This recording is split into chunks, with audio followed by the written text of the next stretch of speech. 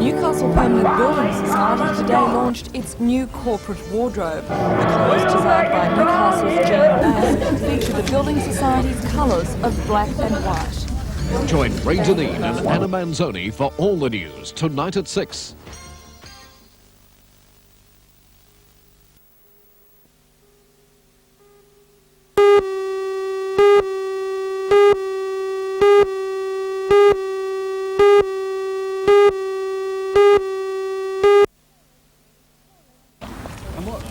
Paul Eddington is having trouble escaping his alter ego, Paul Hacker, Britain's prime-time television Prime Minister. He says it doesn't matter where he goes in the world, his official duties follow him. Wherever I go in the world, and I mean in the world, we sell it to 47 different countries, this programme. They roll out the red carpet and I'm treated like head of state. It's very pleasant, particularly as I haven't got the responsibilities that head of state has. And so it was today with daughter Gemma. He inspected the Mooney Mooney Bridge in the company of 2 Australian ministers. The Minister for Arts, Heritage and the Environment, Barry Cohen, and Transport Minister Morris. I think it is a great credit to Newcastle and to Sydney that this is the only occasion in the development of the national highway system where we are having a prime ministerial inspection by visiting Prime Minister, and we will have the formal opening by the Australian Prime Minister on December 14. Paul spent the last few days in Canberra soaking up the atmosphere and workings of the Australian political system. He says he found it very easy to understand. Nothing different from Westminster. It all seems remarkably the same to me. The public service is the same. The politicians aren't all that dissimilar. It's very much alike. When his inspection of the Central Coast ends on Monday, Paul will fly to Melbourne to begin rehearsals for a 9-month season as Sir Joseph Porter in HMS Pinafore.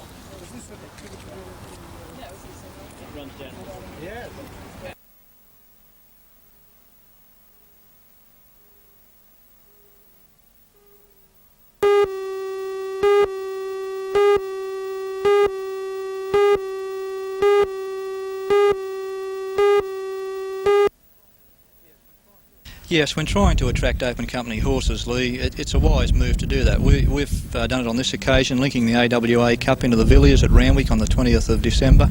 But in the past we've had outstanding success in that policy with the Penfolds and the Carlton Newmarket, NBN Cameron Cup, Winfield Cup, all leading into major races in the metropolitan areas. And you've pulled a good field, Stone? Yes, we have. We've done it probably twice in a row now. In October we employed that policy again with the Perrier Grand Prix, and on this occasion we've got the AWA Cup and we've come up with 2 good fields. Would you agree at this stage that the local horse Kiwi Kong may start favourite? Yes, he's been well travelled over the last month or two, but his form has been very good. Although unsuccessful in Melbourne, he did run some very, very good races, and he might atone tomorrow. He's won big races here too, of course, and in Sydney, hasn't he? Yes, he won the Carlton Newmarket in May on protest from Count Bevic, you might remember.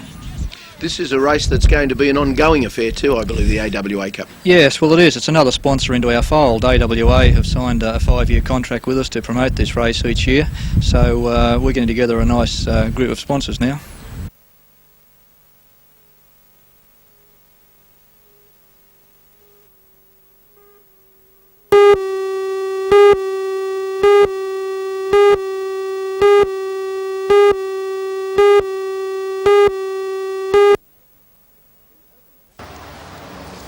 The Urban Transit Authority expects that Metro 10 will speed up the process of getting people onto and off of buses, but the system has other advantages as well. There's the convenience of enabling UTA customers to buy tickets from newsagents and other outlets, eliminating the need to carry change for the bus. And the system is transferable, meaning you can pay for a number of people at the one time by inserting the ticket once for each person in the group. It can be used 10 times and there is no expiry date. Trips are recorded by the customer as the ticket is inserted into a special machine just inside the bus door, which has been fitted to all 200 government fleet vehicles in use in this region. That would immediately bring to the streamlining.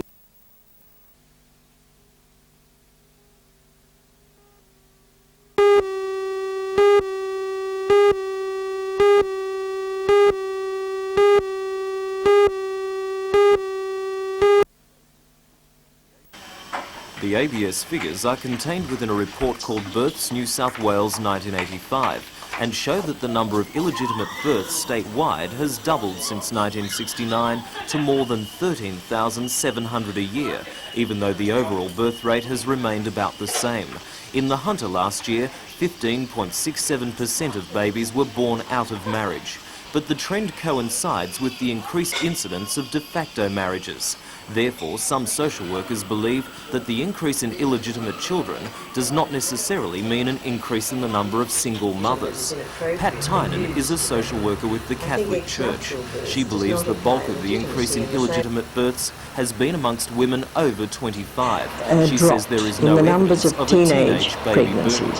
The big increase in ex-nuptial children was in the 25-year age group plus and in the 30 age group. They had increased considerably, not the under-19s. Why are more older women having children outside marriage? Because they're the women whose perhaps a relationship which has been fairly stable has for some reason or other broken down, and the child is then born, and there's little pressure now for the shotgun marriage.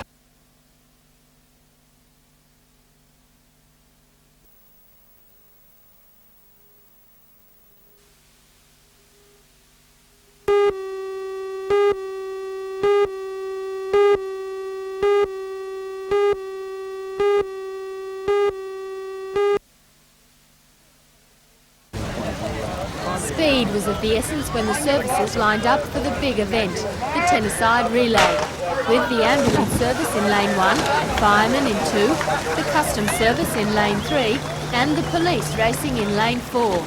The real fight was between the defending champions, the ambulance service, and the fire brigade.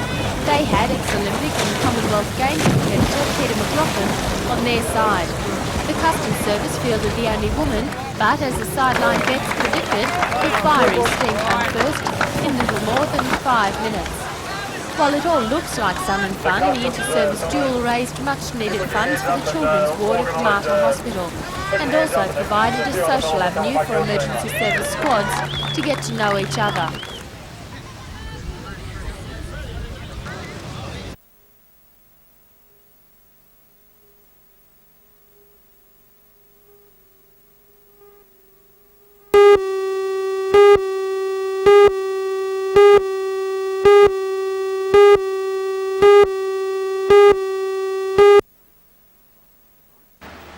The grim facts of bicycle riding are that 23 pedal cyclists were killed in New South Wales last year, and at least another 1,600 were injured.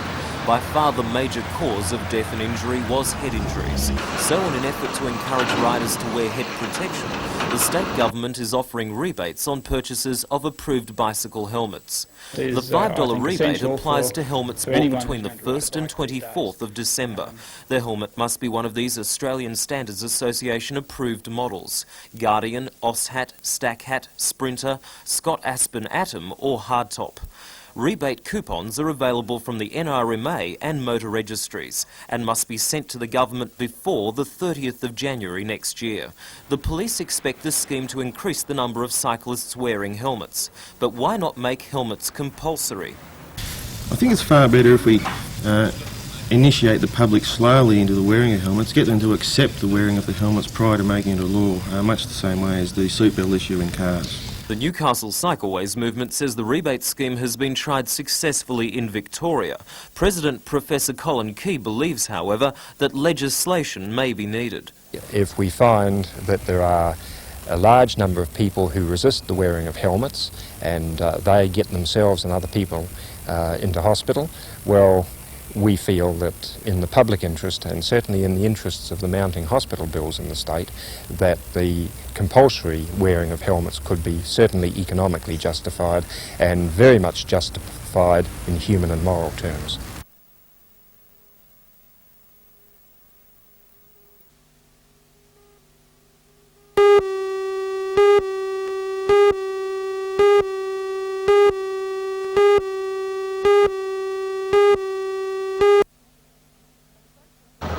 A spokesman says that union officials won't be able to get around to the 20 abattoirs in New South Wales before Wednesday, making Monday morning's strike inevitable.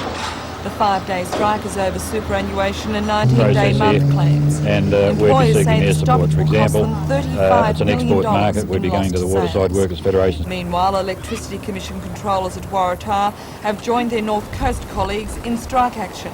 The controllers walked out at 11 o'clock this morning over a dispute involving the regrading of system operators. The strikers say that any breakdowns during the indefinite stoppage won't be repaired. Hunter District Water Board Employees Union officials say they had constructive and meaningful talks yesterday with Public Works Minister Brereton and Water Resources Minister Crozio over who will do the work on the $100 million Hunter Fringe Area Sewerage Scheme. The ministers told the management and union representatives that the jobs would be put up for tender and that the board would be welcome to apply. The union says it agrees in principle to the job and finish agreement, where workers can be employed for the duration of a job, and the board's management says it will support the workers in a bid to maximise water board employees' involvement in the project.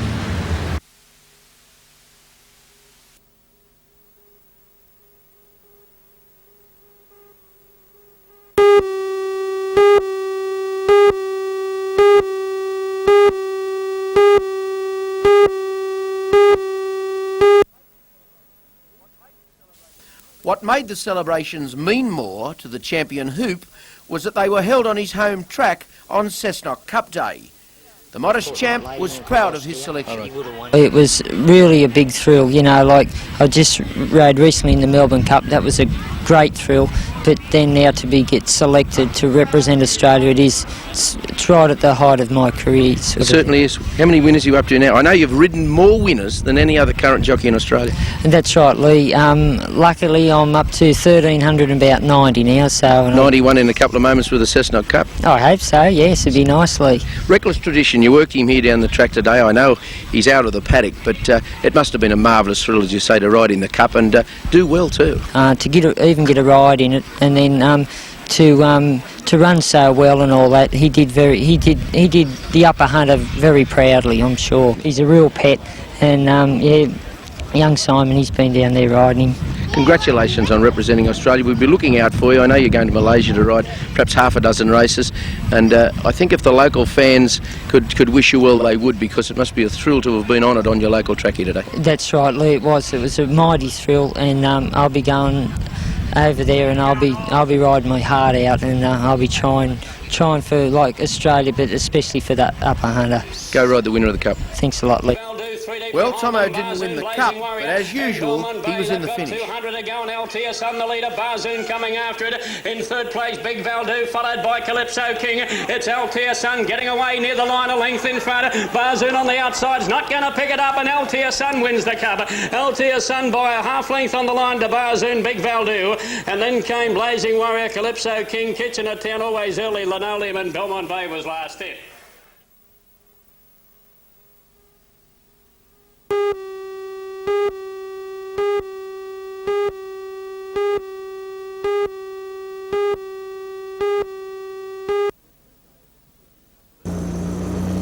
The two-day event featured a number of world-rated skiers and top Australian competitors. Queensland's husband and wife team, Mick and Karen Neville, emerged as the star performers and dominated all events they contested. Mick was second overall in the world titles and is the current Australian slalom record holder. He won all 4 open men's events here, taking the tricks, the jump and overall, and equalling his own record in the slalom. Wife Karen wasn't to be outdone though. She's the world women's overall champion, and like Mick, she took all 4 open women's events. The tournament was wrapped up early this afternoon due to the rain and wind.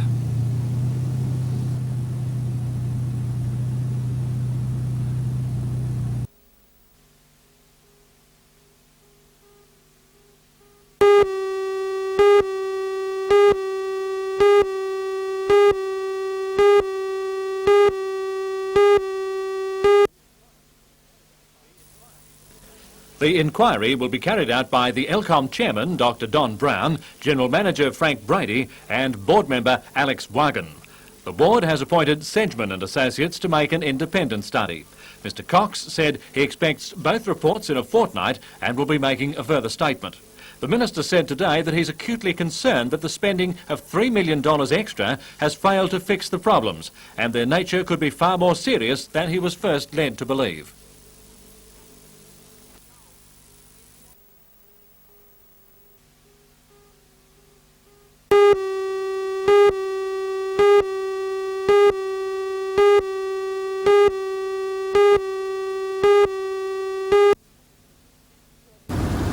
This is where the new marina will be built, a centrepiece to the Public Works Department's soon-to-be completed $5.5 million seawall. Minister for Ports and Public Works, Laurie Brereton, says that the marina will provide world-class pleasure boating facilities and a boost. The significance of your announcement today? Well, it's a major development, a partnership between private enterprise and the government with our waterways program as the nucleus, but private sector finance to the tune of $4 million to create the most impressive marina outside of the Sydney metropolitan area, anywhere in New South Wales. The marina will include 220 redbirds, a waterfront promenade, a restaurant and a retail complex. After an environmental impact statement is completed, it's hoped that construction will begin in June next year, with a completion target of December 1988. One area of concern is the loss of the marine and boating businesses, which will make way for the new marina. But Chairman of JazTrab, Dr. Ted Harkness, says these people will get particular consideration when subleases are allocated. In our final tender submission, we indicated that we would be making provision for a first offer of refusal for those gentlemen who operate businesses on this site to talk to us with a view to coming to a business arrangement whereby they could carry on their marine businesses. Mr Brereton also opened a $500,000 boat ramp during his visit to the Tomaree Peninsula. The boat ramp at Soldiers Point was funded jointly by the Port Stephen Shire Council and the Public Works Department.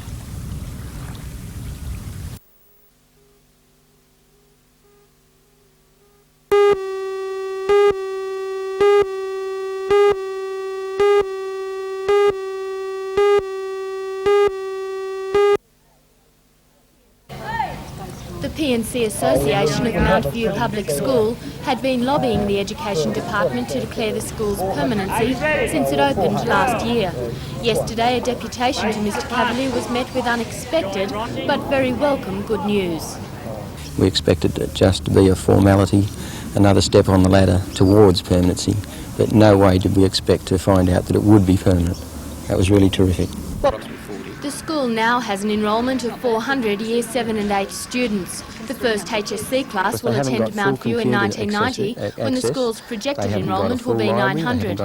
Despite yesterday's announcement, the school will then still be fully demountable, earning it the dubious honour of being the largest fully demountable school in the state.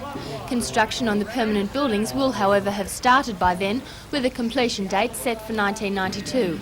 All effort will be concentrated on the library, planned as the focus of the new school. The library is to include a computer annex, a study annex, and to have a tiered auditorium. And I don't know of any other school that will have such a facility. Already work has begun on access for buses on the school's 11-hectare site. The new school will be located on a hill set away from the road. Playing fields will be established where the present demountables stand. And as another school designed first, the P&C Association will be closely involved in consultations on the architectural character of the new school buildings.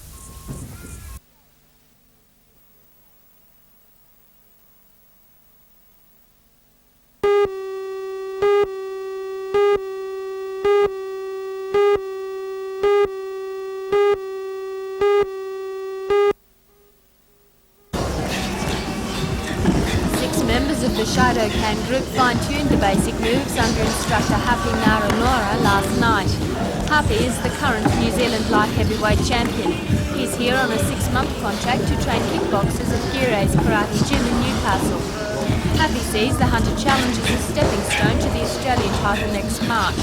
His aim is to be world champion. The fights on the weekend are expected to be tough. The judges look for clean kicks to the head and body. Last year, the competition was dominated by kick knockouts, and with each bout lasting just 3 minutes, the fighting is fast, furious and exciting. The sport looks tough, and Happy agrees it attracts a certain sort of competitor. highlighting progression, use it in the right places, it's to your advantage. Hopefully, like a lot of guys out there, they fight all the time on the streets. They don't know how good they could be if they stuck it in with kickboxing or martial arts. They could become world champions.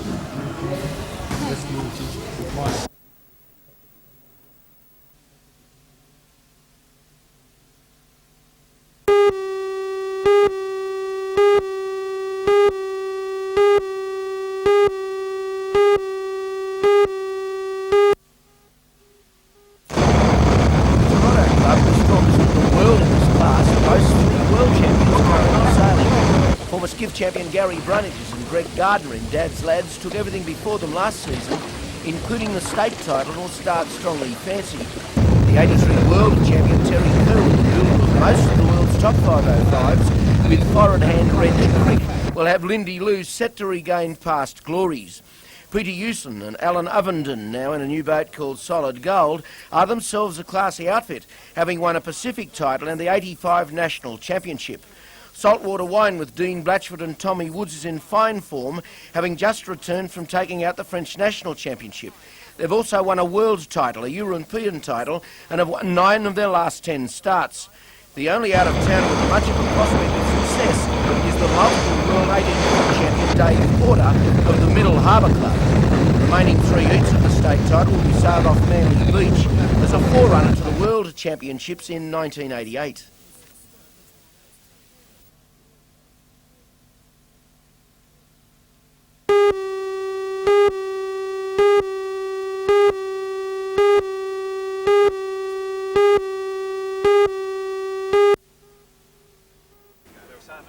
The Newcastle South Bowling Club had closed for business some months ago and its future was in serious doubt. Meanwhile, over at the rear of the University No. 1 Oval, the Com Steel Bowling Club was under pressure to move because the Electricity Commission needed the land. They were going to Warrabrook, but that deal required more finance than first thought, and the Newcastle Workers Club became involved as guarantor. Their board had the masterstroke when they learned of the bowling club on the beaches problems and played Cupid and married the two. So it's a happy story, and everyone is smiling again, and good luck to them.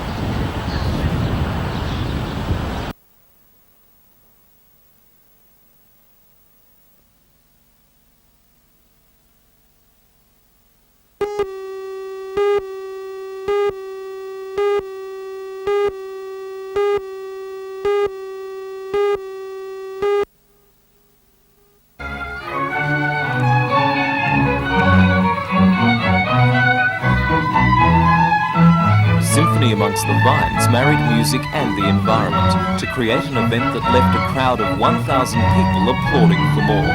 The Symphony was part of the Hunter Orchestra's 1986 season and marked the public launch of the Hunter Region Arts Association. The association organised the event with the help of Wyndham Estate and NBN, representing a new scale of cooperation between the arts, industry, the media and tourism.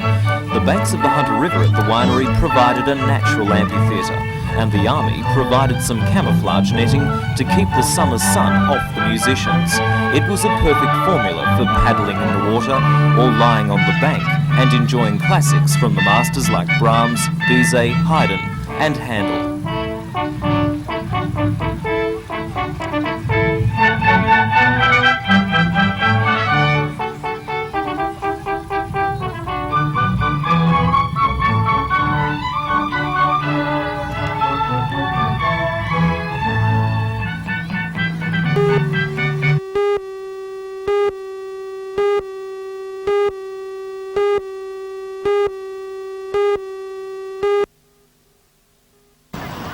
As the years tick on, the appeal of the MG mark only grows. 32 local examples of the breed gathered in King Edward Park for the annual concours, each an example of the MG motto, safety fast.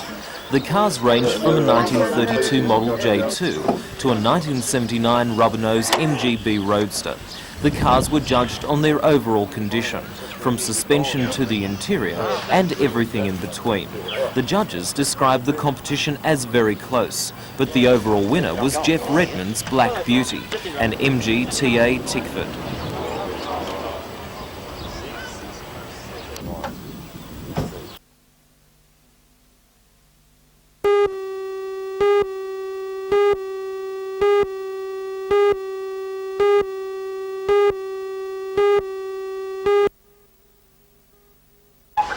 Competitors were greeted by perfect beach weather but small surf when they competed in the Stella Kappa Memorial Carnival.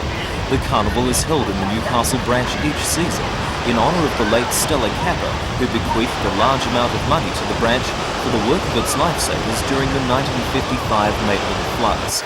Under the carnival's special format, each club must enter a team of 16 competitors, each of whom must compete in every event. As well, the team must include 2 cadet and 2 junior lifesavers. These days, most competitors specialise in 1 or 2 events, so the carnival was a harsh test of fitness and versatility for all. In the end, it was the Newcastle club that made a clean sweep, winning the open and handicap sections. Host club Cooks Hill finished second in the points, with Nobbies third.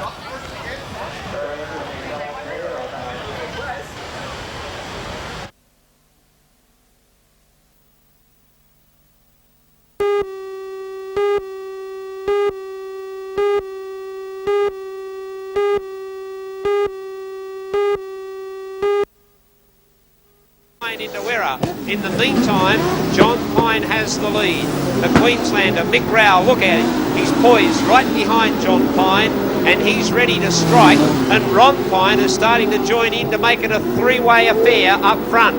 John Pine, the number 9 car, the pit crew of Wickham car, the people who are sponsoring this race.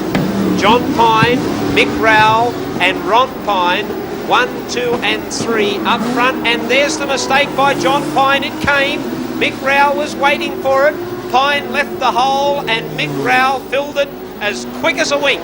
And the green's out and there's shunting everywhere. Two hot rod drivers were lucky to escape serious injury in this sensational prank. And ends up on the roof. Stephen Gay involved there.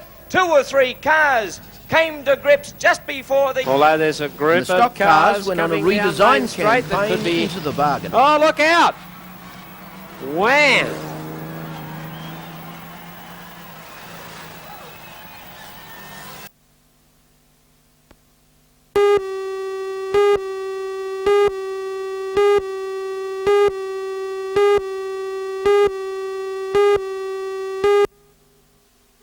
Comb the back alleys and laneways. Police say Terence Jones' latest brush with the law was last Thursday when he and another man allegedly shot at police near the Newtown police station. Police say the two were planning to rob the National Bank in Newtown. They were approached by a detective and a police prosecutor when Jones allegedly shot at the police and then escaped. His 40-year-old companion was arrested on the spot. Jones ran out of luck last night, however, at Raymond Terrace, and this morning he appeared in Newcastle Court on a total of 8 charges, including 2 counts of armed hold-up, 3 counts of possessing a sawn-off rifle, and 1 of shooting at police. Police say he was involved in armed hold-ups at 2 other Sydney banks in September. The court was told that Jones has a drug problem and that he'd also breached parole. Magistrate Kel Clark refused bail and remanded Jones to appear in the Central Local Court in Sydney. Also today, 22-year-old Mark Terence Woods of the beachside suburb of Bar Beach made his second appearance on charges of attempted murder and sexual assault. The charges relate to an incident 12 days ago when a man broke into the home of a 56-year-old woman, sexually assaulted her and then drove her to bushland where the man stabbed her and tried to burn her in a car. The court was told that 25 witnesses will be called in the case. Woods was again remanded in custody to appear in Newcastle Court on February the 17th and 18th.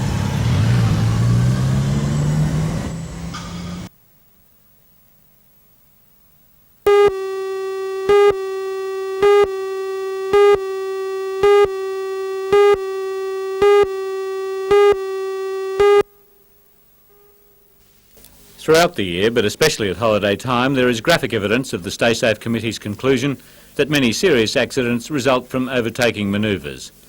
In an extensive report, the committee has canvassed numerous measures to attempt to counter the problem, but there seems little likelihood of a real reduction in accidents unless drivers change their attitudes to the task of staying safe on country roads. It's really up to the driver. It's driving skills to a large degree, it's driver fatigue, and it's people being considerate for themselves and for other drivers. We've had a look at a number of serious accident sites, and in every case we've found the road surface satisfactory, the speed advisory signs are usually correct, and accidents still occur. So it's down to the driver and just how they approach driving on the road. John, one of the proposals put up by the Stay Safe Committee was to actually ban overtaking anywhere where there were not dual lanes. Would that really be practical? No, it wouldn't be, Jim. It was never ever floated as a recommendation as such, but it was certainly raised in the context that people had to realise just how serious it was, that there are massive and horrific accidents on 100-kilometre single-lane roads. We believe a significant number of those are caused by overtaking. Quite frequently that overtaking is over double yellow lines. So we have to teach people patience. People have to accept that it might take a little longer to get there, and what are we talking about? A matter of seconds in most cases.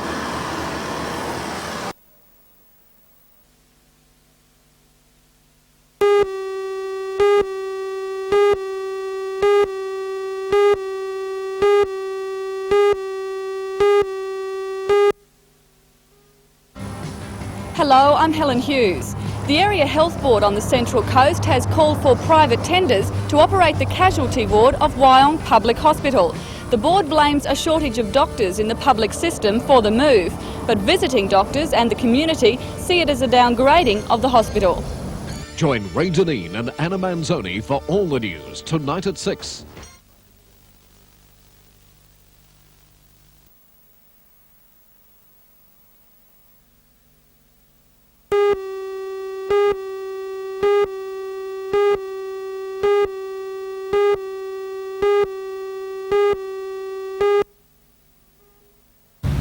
The fire has cast a towering pall of smoke over Stockton Bight.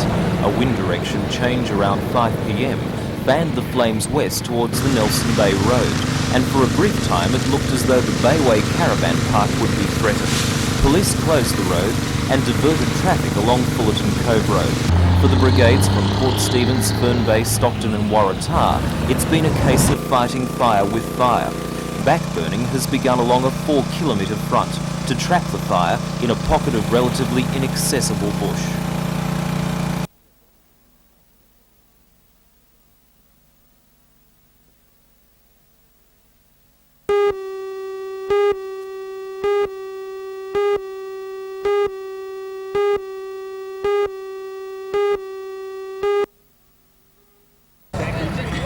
One of the star attractions of Saturday night's Carnival was making herself at home at the Velodrome during a club meet last night. 21-year-old Linda Oro has travelled all the way from Townsville to compete for her share of the $1,000 prize money. Linda is a 5-times Queensland champion. She was the Australian sprint champion last year, and this year finished runner-up to Samantha Dyer from Melbourne. On Saturday night, Linda will be joined on the track by Sian Mulock from New South Wales, who has won almost every Australian title during her career. Completing the lineup will be Debbie Dejoux, who is the Australian 5 kilometres champion, and this year completed the gruelling Women's Tour de France. But as she showed last night, Linda Oro will be the one to beat when the racing begins on Saturday night.